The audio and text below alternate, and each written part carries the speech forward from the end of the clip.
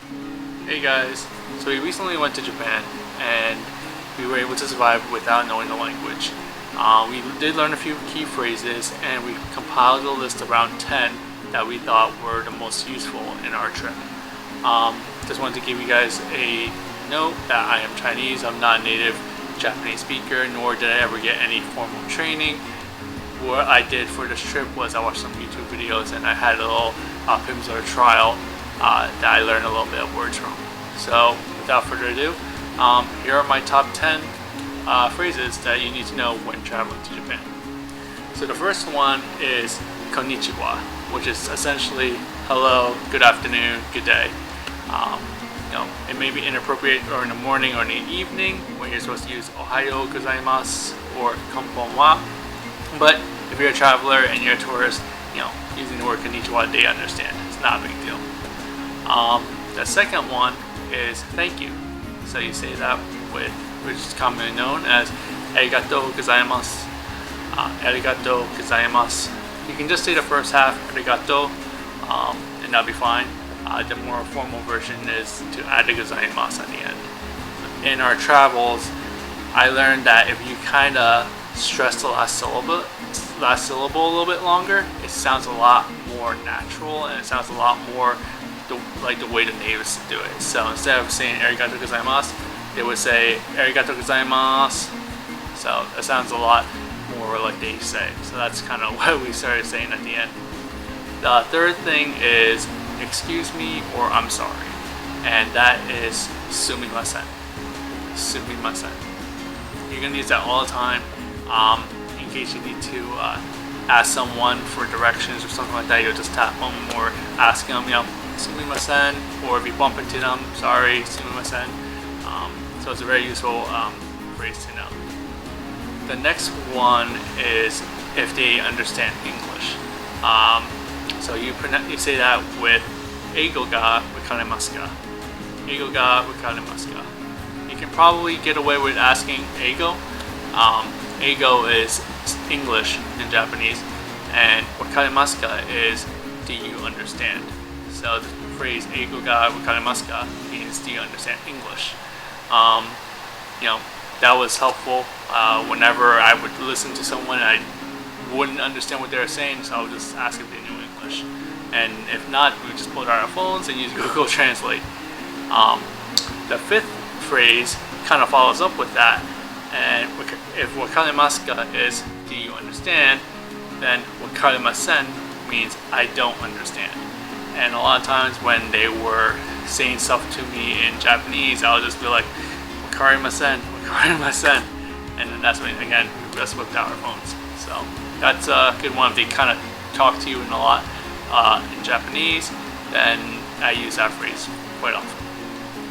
If you're in a restaurant and you're trying to order something on a menu, but everything's in Japanese and your Google Translate can't really translate well for you, and there's no pictures, you can ask the waiter or waitress what the recommendation is.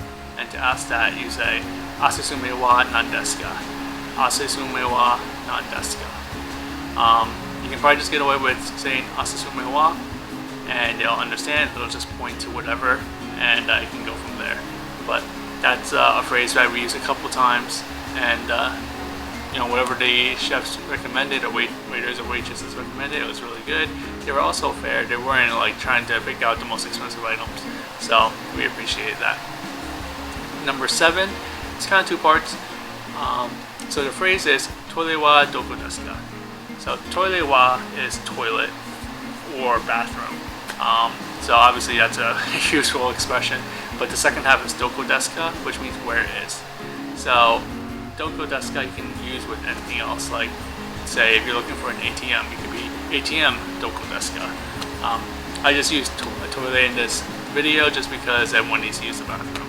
So that's a common expression that we use during our trip.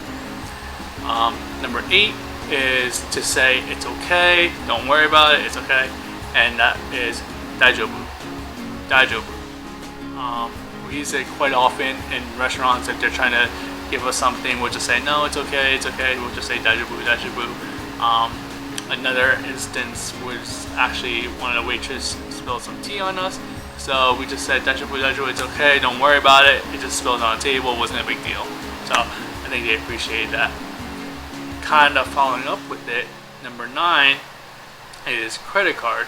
So I think the formal way to say it is kaado, but everyone kind of understood what kaado meant. So we just said kaado all the time, and they understood it. Since Japan is a very cash-based society, they don't actually use a lot of credit cards, so a lot of places don't accept it. So we use this phrase all the time. And kind of following up on the previous word, what we always said was kaado, daijoubu, and they'll just say daijoubou, which means, well, yes, it's okay, or they'll be no, which they usually symbolize by doing this, no. So you'll know if they accept it or not. And a lot of places on the doors will have like a Visa or MasterCard right on their windows, so you kind of know beforehand, but just in case if you don't, you can always ask. A lot of the small shops don't accept it, but around the touristy places, they might actually accept cards at the souvenir gift shops. And the last phrase that we had was okaikei onegaishimasu. Okaikei onegaishimasu. So the first half is okaikei, which means check, and the second half, onegaishimasu, is please. So when you're in a restaurant, don't be afraid. If you see a waiter or waitress, they're not really giving you the attention that you're normally used to. That's just the way it is. You just kind of raise your hand and say, okaikei onegaishimasu, and they'll come back with the check. You'll also see that a lot. If you need something, you just kind of wave to them and say, hey, sumimasen. So, again, you can use that as excuse me, which was, I think, the third word on our list.